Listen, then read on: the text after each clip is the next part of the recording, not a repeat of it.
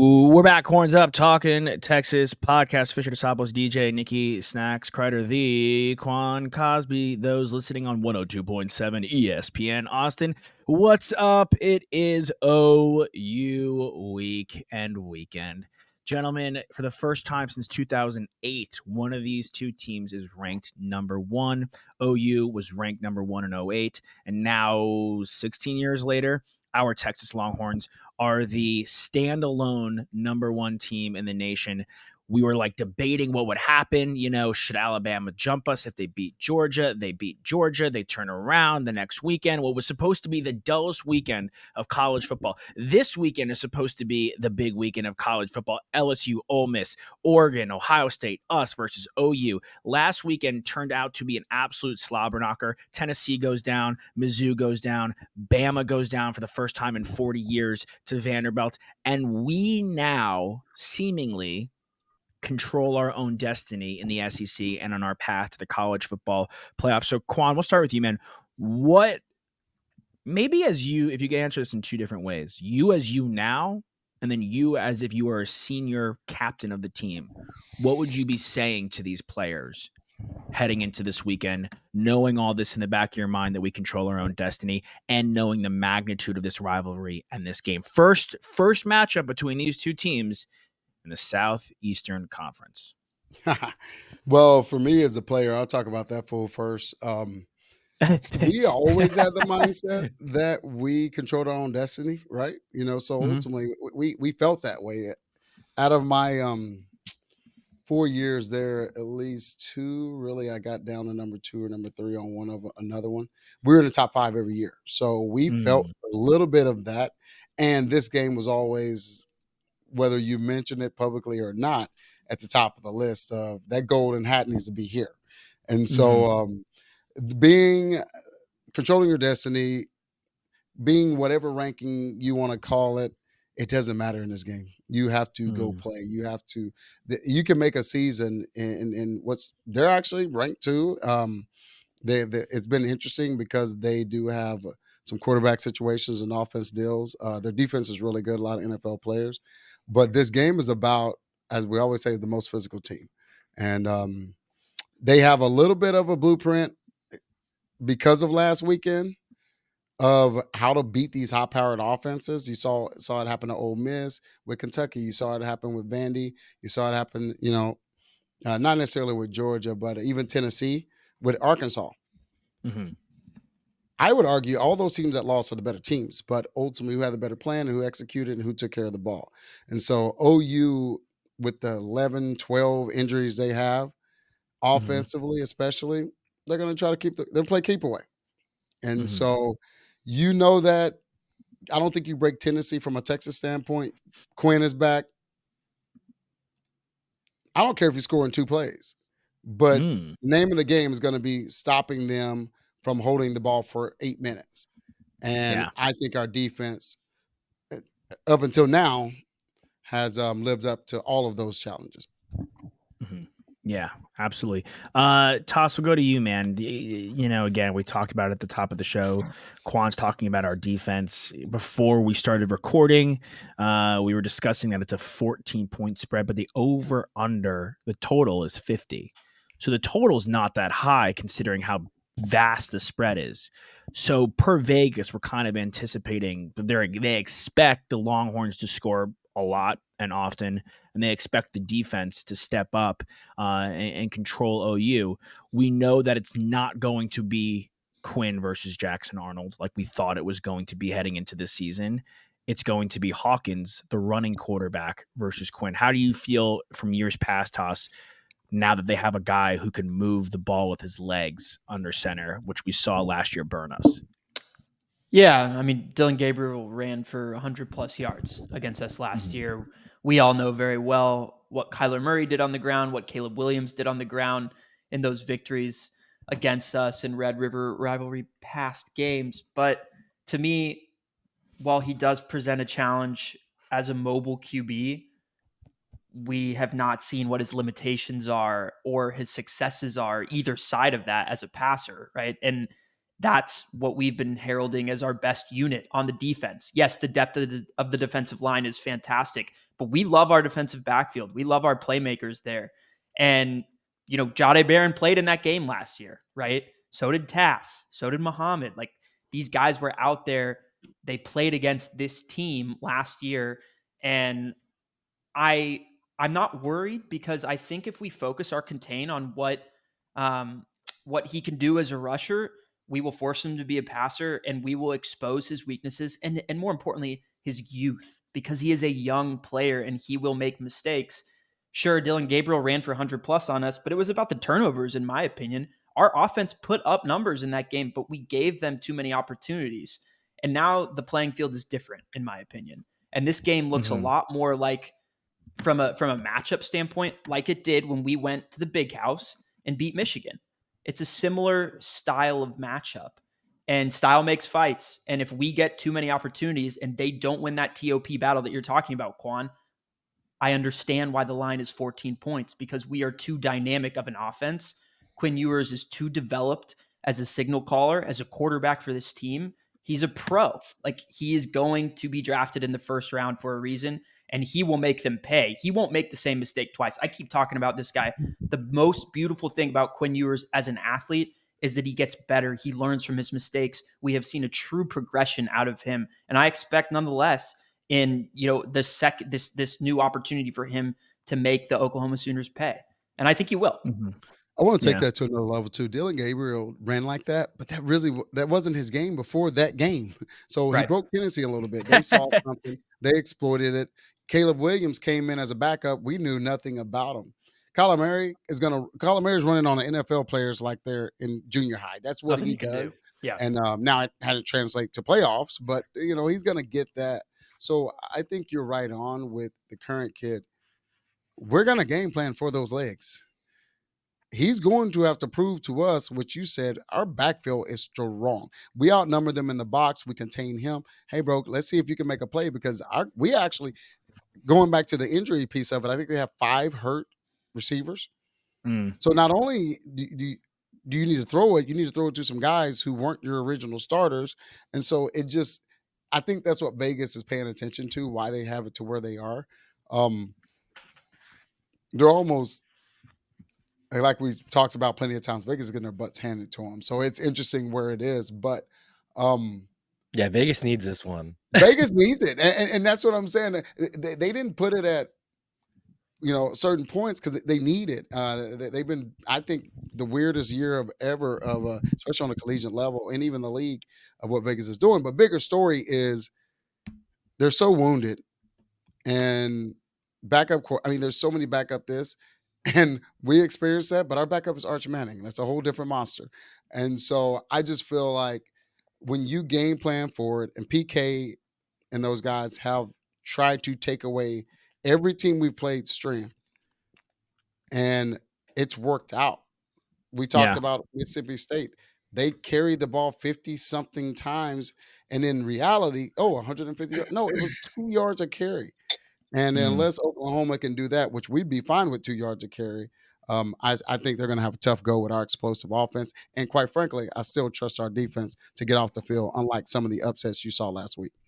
Yeah, Quan, I have to say, in our years of doing this, you've taught us so much, and to hear you kind of leading the charge on the Vegas and the betting standpoint, I feel like we've done. I feel like we've given back to you. Dude, I literally had to learn what half of this stuff means.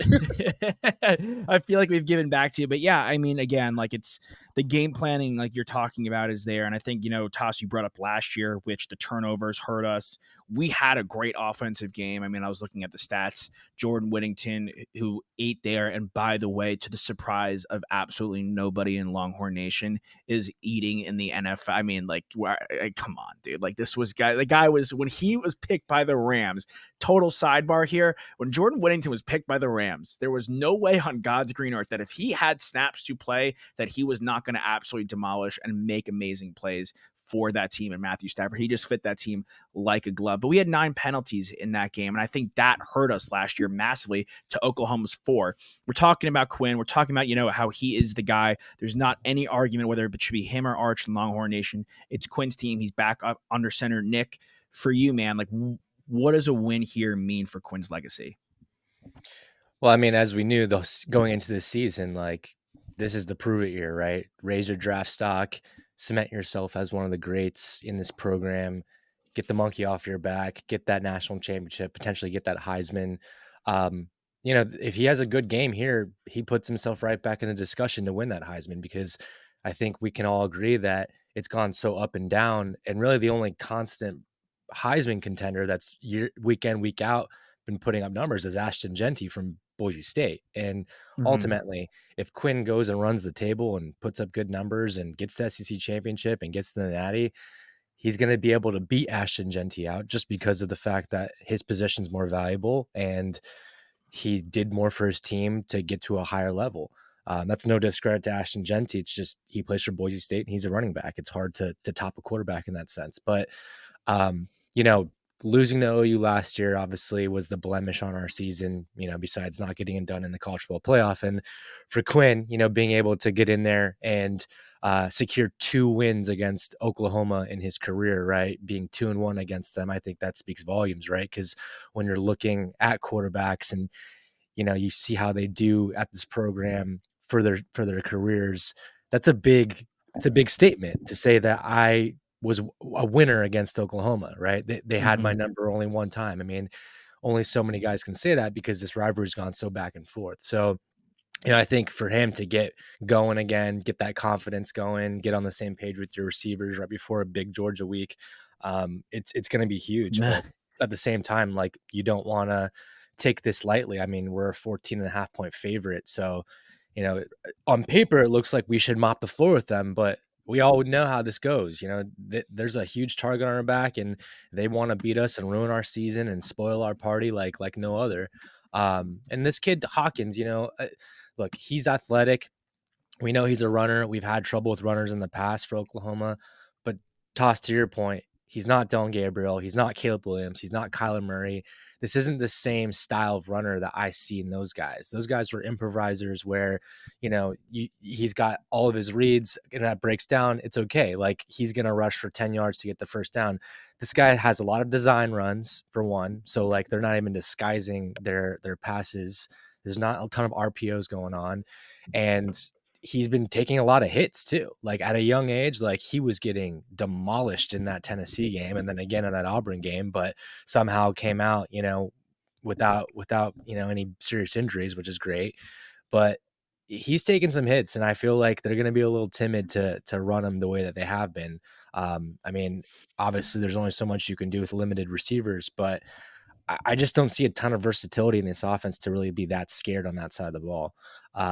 But yeah, I mean, I'm excited. I think for Quinn, back to the original point, just locking in with those receivers again, because it's been a few weeks, and just not trying to do too much, because that's something that could happen, where he's like, he wants to put the world back on notice that, like, hey, Quinn Ewers is not forgotten, right? Like, he wants to put himself back in and make a statement game 1. And I think he's mature enough to know that, you got to take things slow, but at the same time, you do it the right way. Yeah. That's all David said. Win, baby, win, baby. Yep. And that's what it's about. I will say one weird SEC moment. I flip channels a little bit now that we're in the SEC, so I'll listen to some of their folks occasionally, and I almost ran off the road listening to these fools when they were like, the only worry is, are they looking ahead to Georgia? Do you know who the hell we're playing? Like, do you know what this rivalry is? What it means? Listen, I hope we run through all of them. But if you ask any player in that freaking room, would they rather beat Oklahoma and Georgia? I would like to think it's going to be unanimous Oklahoma. No doubt. Again, I would say probably A&M over Georgia. No, quite frankly, Arkansas. And so it's funny to kind of hear with the move. I've been so focused on us and not really, and honestly, there hasn't been too many things said. Hell, we even got Feinbaum on our, what. And so, but to hear that there's no looking forward. I don't care what their record is. Truth be told, what's funny is so weird and weird at the same time. A&M, freaking Oklahoma's number 18? Yeah. They're top 20 team. Nobody's looking past them. Well, they have a top 5 defense. This game is huge. If they beat us in Dallas, it's the biggest win of the season any college football team. I know that Georgia had an opportunity to go to Tuscaloosa and beat Alabama, but Alabama won that game at home. And that's a huge win, no doubt. But this would be Oklahoma beating the number one team in the nation. They're a huge underdog. This is huge underdog. This is a season-defining moment for them, and you know they're going to bring it. Also, I mentioned the Michigan game and the comparison between that. I know for a fact, this is no disrespect to Shamar Moore. Brent Venable will have his players more prepared to play Texas than Shamar Moore did. They don't know us. Brent Venable, even though he has only been their head coach for a short amount of time, he knows what this rivalry means, and he knows what it means to go and win this game in Dallas. So he was an assistant coach on that. He was a defensive coordinator for like 10 years. This game means more to him. And I got a funny, I'm so cool. I'm so glad you brought that up because I got to tell this story. Brett Venables recruited Central Texas. So he recruited me. And of course, I went to baseball and I came back. And I'm only saying this because to compliment what you said. We go 3-1. Venables didn't talk to me after every game. That's how intense he gets during this game. Finally, my senior year, we beat them. They're number 1. We're number 5, 45-35. And he comes up to me. He said, "Good job kicking our bleep." And he slapped the you-know-what on my butt. And it hurt because he's so dang intense. And that's the last time we talked. But ultimately, he got so mad at me when I chose Texas again, he wouldn't talk to me. Then by the senior year, he gotten over it enough, and there's a level of respect. So when you say he knows about this game, he knows about this game because essentially what he basically walked up and said was, you won a natty your first year. Y'all been pretty much top 10, top 5 every year. And then y'all just dethrone us again. You made the right decision. He can't, his ego wouldn't let him say that. Yeah. But again, that is what this game means to him. If there's people who are still not sold on him, last year, this game helped him. He do it this year when we're number 1 going into the SEC. Oh my gosh. I mean, this game it gets bigger and bigger from every level per the coaches, fan base, the move, and a lot of reasons. So sorry to interrupt, but I had to tell that story because it complements exactly what you're talking about. Brent will be ready. And you're right, because he's still, I mean, if you're a football fan, you should be sold on him because he's a quality head coach, but people still are not.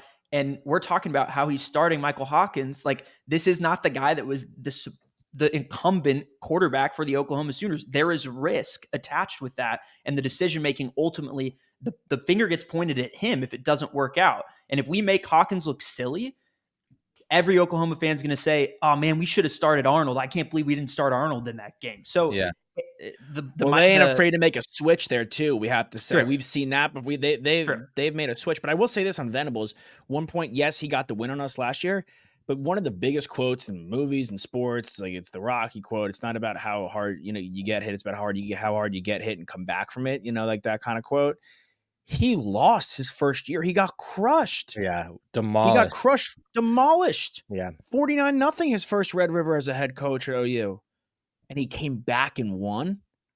You're going to tell me that guy's not a good, ready-to-play adjustment head coach? We praise Sark all the time. I mean, how many times this year have I pointed to that game in Fayetteville? We praise Sark for bouncing back after that game in Arkansas and coming back and fixing this program and fixing our lines because we got manhandled on the line. We have to give everyone else their flowers, too, in that respect. And we talk about, Nick, you said, you mentioned, okay, we have Georgia, but we're not looking ahead and taking this game lightly.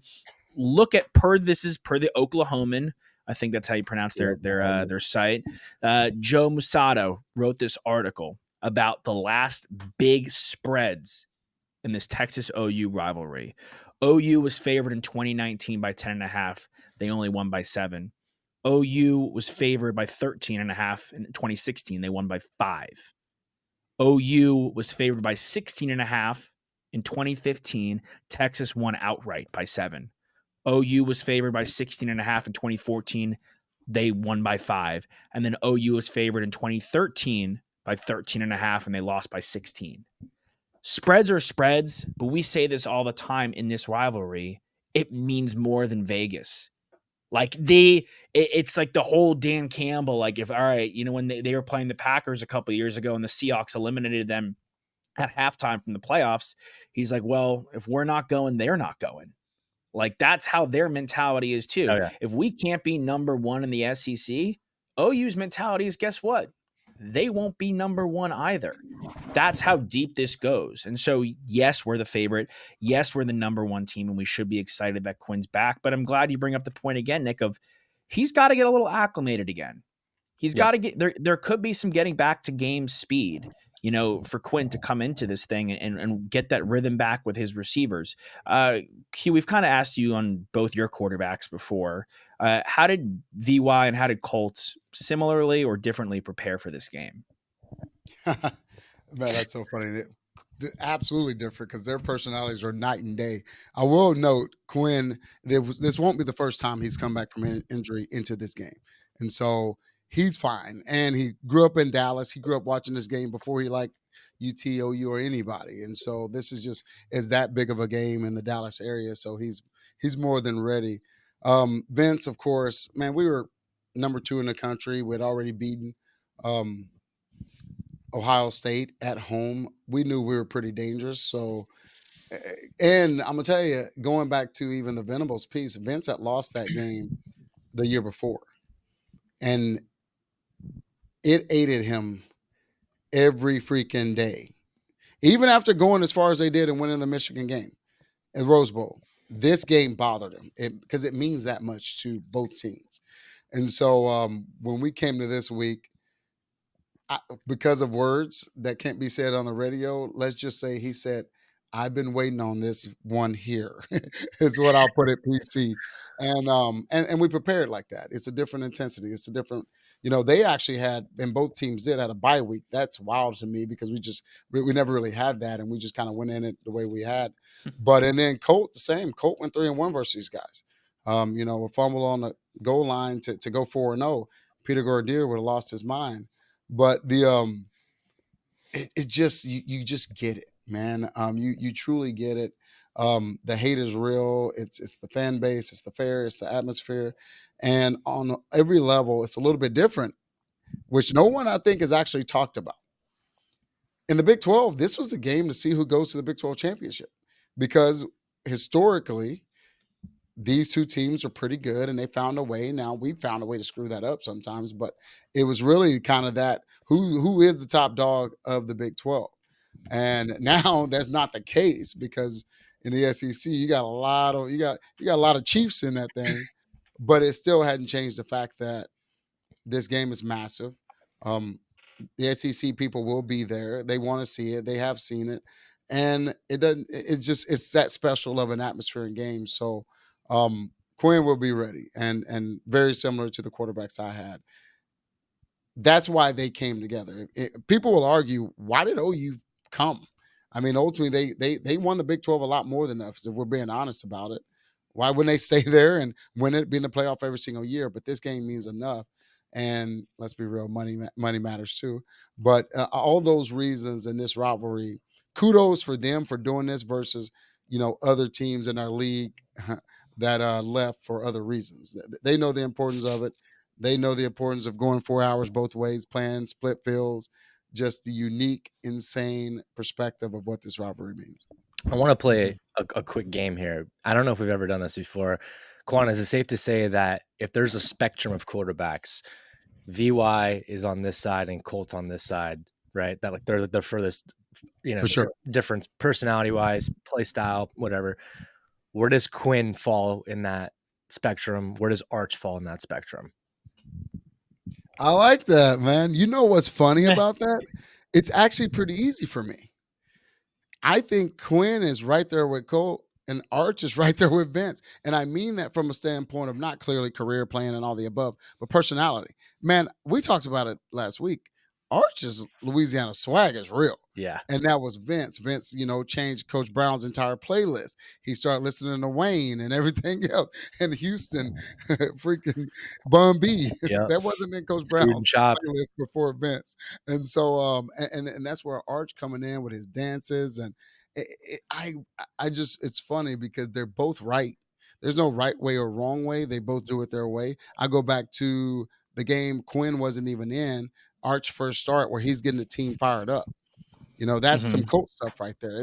It's funny. I've never actually thought about the comparison and the different way that personality you can see, but there's a lot of on-field similarities to both guys.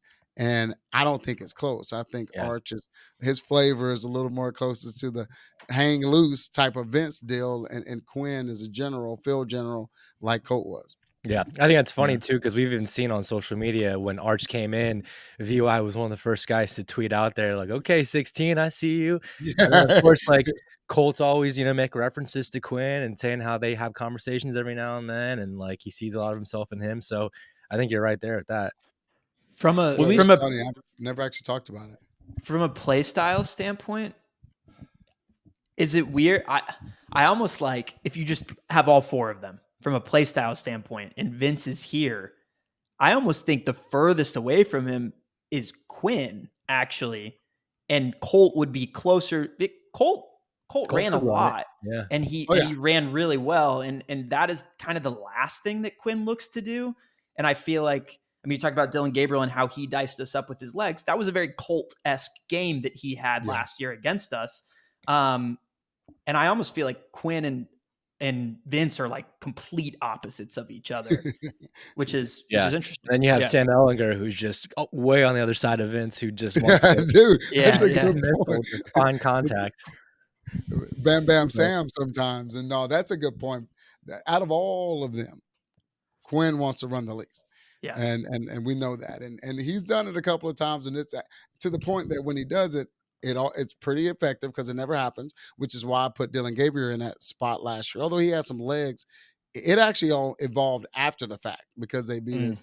But Quinn runs, we were like, he got a first. Yeah, but it just looks awkward. so it's like the best version of Tom Brady running, kind of. It's like, you know what I'm saying? All right, this guy can. Sorry. Tom Brady can move.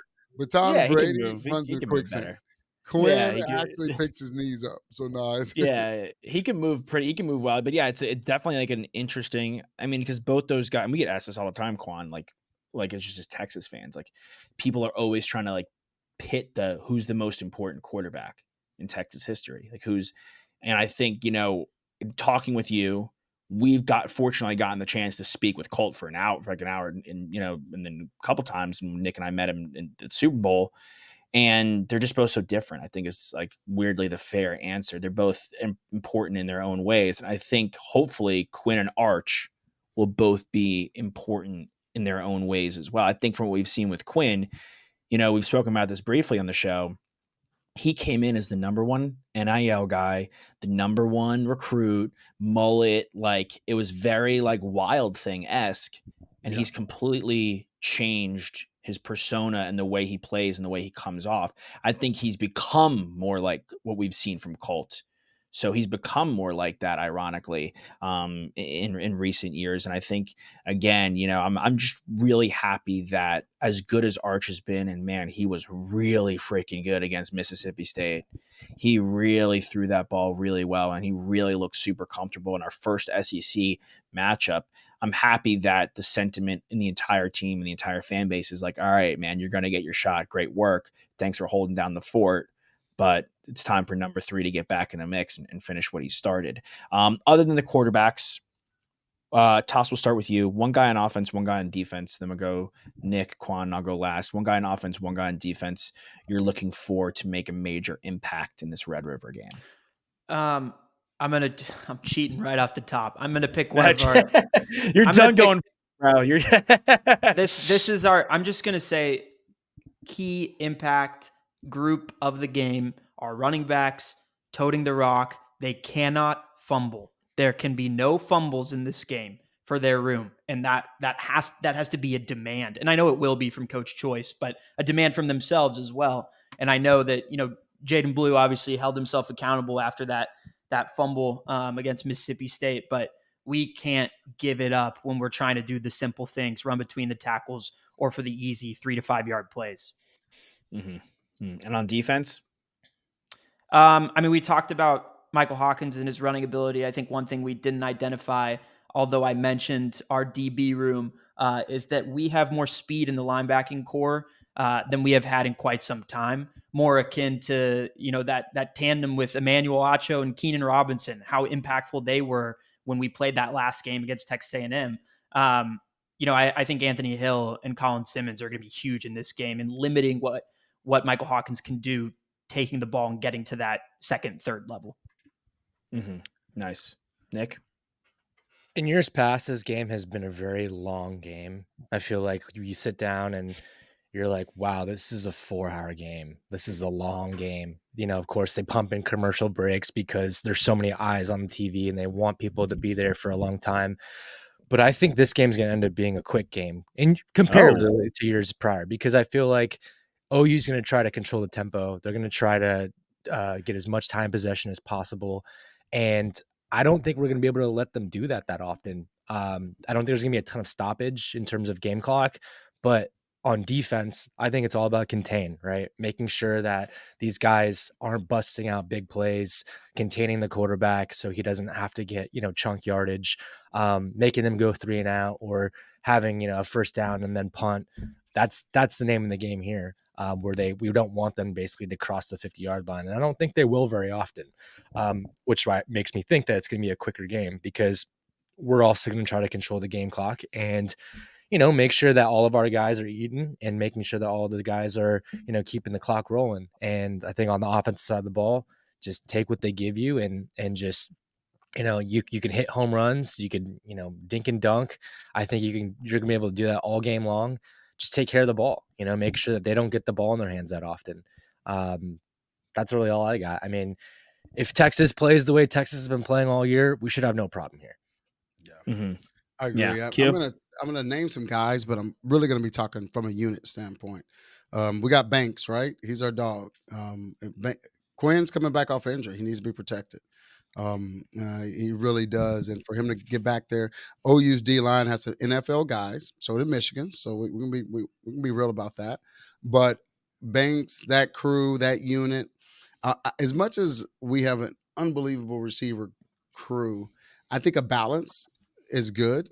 And that actually plays into Nick's point. Yeah, we can toss it down and we hope we throw it over the top and score in 3 plays, but those 8-9 play drives, because of a game like this, especially knowing the split side and how crazy it could be depending on where you are, will be important. And I think Quinn standing upright, being able to look at his progression, I just don't think OU is deep enough to handle all of that. It's just too much. And going back to receiving core, of course, we got our tight end who's balling. I mean, and even blew out of the backfield. So Quinn has time, burping the baby, as we say.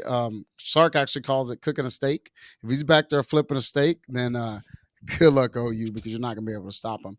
But then on the back end, Jade Barron, he's been balling, right? But I think the secondary as a whole, because you got a running quarterback, let's outnumber them every time, have a spy on that quarterback that limits him.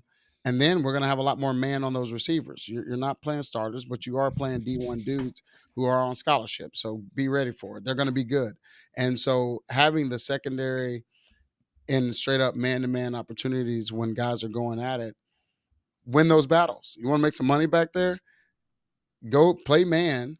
Let us load up the box and make them one-dimensional, get a lead, and keep a lead. And that's what I think our secondary, who, again, they proved it. They're one of the best third-down defenses in the country, like top 3, I think. Keep proving it. Take care of business on a backup quarterback and some backup receivers. And let's protect Quinn so that we could toss it around. And, man, seeing Arch in a relief situation would be pretty sweet. Yeah, absolutely. Sorry, I lost you guys there for a second. I think I froze. Yeah, I saw that too. Basically, I said seeing Arch coming in because we're beating the brakes off of him would be awesome. Okay, I thought that was where we were going. Good. I'm glad I'm. I didn't want to jump. Yeah, Quinn. Hey, you came back. You have 4 touchdown passes. Hey, Arch, come get you 2. Let's go. I think that would be a dream for. I mean, Nick, you're right. This game typically really runs long. I mean, I've gone through a 10 in a game for this Texas for an OU game. I'm gonna highlight some guys maybe that we don't always highlight. We've spoken about LaFau. You're right. We talk about Hill and Simmons all the time, but he's been a big benefactor of those guys getting a lot of protection, and he's produced massively on the defensive end. Hill is our leading tackler in this season so far, but Gabenda and Gilbo have also been fantastic, and we need both those guys to step up and have massive games, especially Gabenda. You know, as a linebacker, right? Dylan Gabriel, Q, you said it. He's not a runner. He just took what he saw. So he saw open holes and he took them. Gibenda's played in this game. He started at a linebacker spot before in this game. It's time to come into this one, you know, learn from last year and make sure that does not happen again. So I'm looking for him to have a massive game. A 10 tackle game would be absolutely epic out of him in his last, what will be his last Red River game. And on the offensive side, you mentioned Banks, but I want to shout out Cam Williams on the right side of the offensive line. Kelvin Banks could be the first overall pick. That's how well he's playing. That's how much people need offensive tackles in the NFL. A guy that is flying up draft boards, because we talked about Quinn's draft status, we talked about Barron's draft status, the Bond and Banks. Cam Williams is flying up boards to the point where he could be a top 10 pick if the season ended today. That's how well he's been playing, and that's how much people need a right tackle in the NFL. Like the fact that we are a Texas team and the first two tackles off the board could be Banks and Williams jumping the kid from LSU, which would be a hefty jump. But the fact that that's plausible, I'm looking for both those guys on opposite ends of the offensive line to have a massive game. Because you're right. Like OU may not be the Baker, Jalen, Kyler OU, Caleb Williams OU that we've seen in the past, but they are going to have a great defensive game plan, and they're going to have a really strong defensive front. And Quinn is coming back from injury, so it is paramount that we keep that pocket clean for him in this one. We'll go backwards. Q, Nick, Toss, and then I'll close this out again. Score predictions. What are the score predictions for this one, gents? Man, I think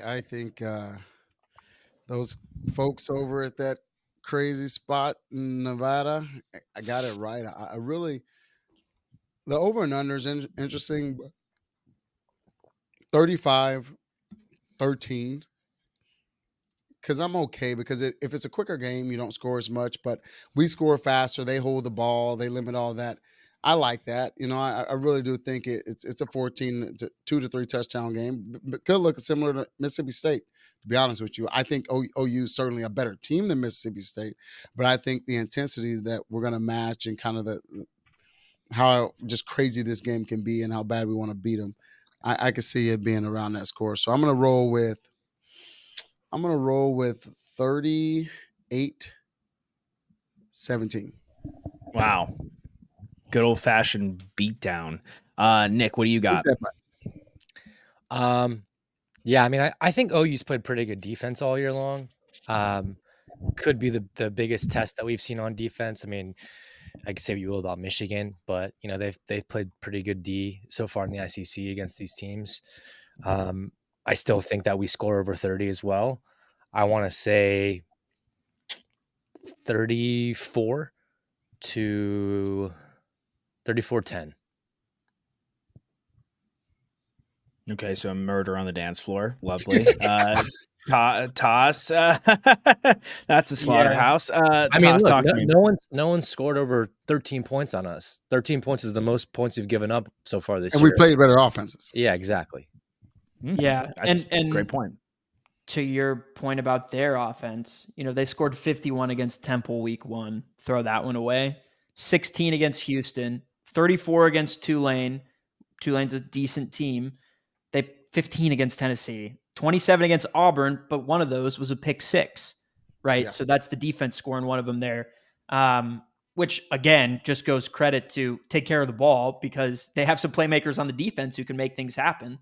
And Auburn likely doesn't lose that game if they don't throw that pick 6. So who knows if they can actually get 7 if they tackle the guy. Then maybe Oklahoma goes 4 and out or something. They kick a field goal. It's less points on the board. I'm going to go with the same offensive score as Quan and the same defensive score as Nick. So a 38-10 game by the Horns. Josh is like the spread just keeps growing. Here's the thing. What happened to like, oh, this game like means something for everybody? Because if we, and I'll tell you why. I think it's a great thing Okay. to bring up, and one thing that we haven't talked about.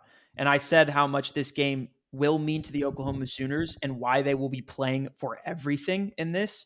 And Quan, you talked about it as well. This ain't an SEC game. This is the Red River Rivalry. Period. Exactly. But it's also an opportunity for a Texas Longhorn team to showcase that they are a bona fide number one in college football. No debate whatsoever. The best team in the SEC and the best team who has the best chances of going the distance, winning the 12-team playoff and winning the whole thing and being better than we were last year, which was a darn good team who got to the playoffs and lost in the college football semifinals. So if you're that team, then this game doesn't mean more, at least after we're looking at it, because we dominate as a great team, as a championship caliber team should dominate when they're a 10 out of 10 and they're playing a 7 out of 10. That's what we have to do. Like, this game does mean more, but it has to mean even more for us.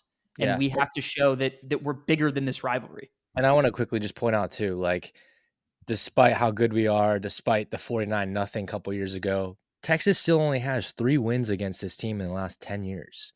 Like, they've whooped our butt over the last decade. So it's time to kind of take back that control a little bit and flip the narrative. And how do you take back that control is you have a veteran quarterback. Ultimately, that matters. The reason I said the spread's going to be that, or we're going to win that big, is because of that.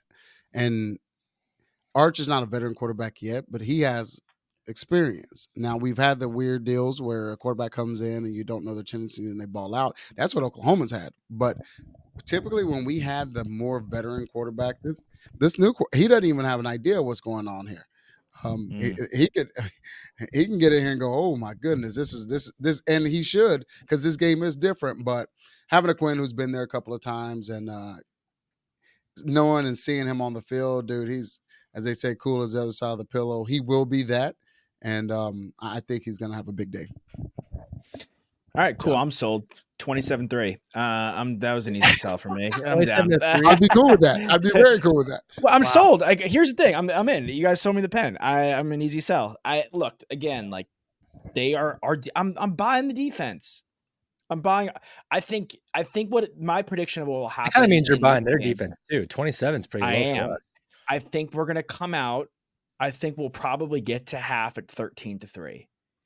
I think we kind of step on the brakes in the second half, put 2 on them, and then we get to 27-3. I think the magnitude of the game, their defense, I think they're going to come out strong. I think our defense is going to come out fantastic. I don't think their offense is going to have a real identity. And then it's going to get to a point where it's blatant that our offense can do things against their defense. Their offense has no shot against our defense. And then it'll get to a point where, like, when do we put this dog down? So I think that's how the game script is going to go for me, because I do think they're going to show us something on the defense. I'm not counting them out defensively. I just think that trick plays and everything. But that would be a little bit contradictory to the 3 years Sark has been a part of this game. He started out blazing in pretty much every one of them. They've come back in 2 of the 3.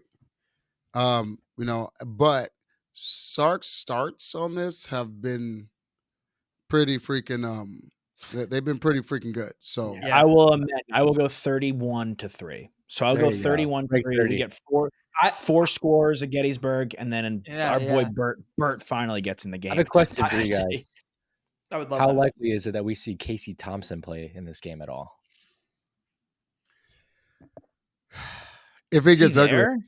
Yeah, he's still there. Yeah, he's on the roster, but to me that's interesting, because you bench the starter and then you play this kid and Casey's on the roster. But this is the problem, though. I think Casey's already talking about transferring again. So I don't know that we see that. How is that possible? Venables talking to him, trying to get some tendencies and information about Sark's offense. And it didn't work out for Casey. So I could see him. We're just such a different offense than when he was there. So I don't know how much that's going to help. But yeah, Casey Thompson is on this roster. You know when a math teacher at a high school teaches algebra 2, but they also teach BC Calc? Yeah. Okay. I don't know if I need to say much more, but Quinn's taking BC Calc, by the way. Yeah. Quinn, I'd even say Algebra Quinn's- 2 wasn't a like joke, bro. year one geometry or something versus what when Yeah, Casey was there. It's just yeah. not Yeah. even close It's not the to what same. it is. He's in honors class now. Yeah. Casey was on the very basic level. Yeah. And I there's no can't believe shot he's still against playing. him. I'm talking about the evolution of what Sark's offense is. And who Yeah. Quinn is in his development as he's matured and gotten older in the system too. And our wide receivers too. I mean, like it's like pick your point. More getting in the game and against Mississippi State, it's like pick your poison at this point.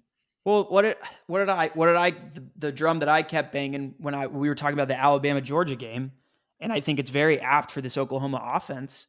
Who is this guy going to?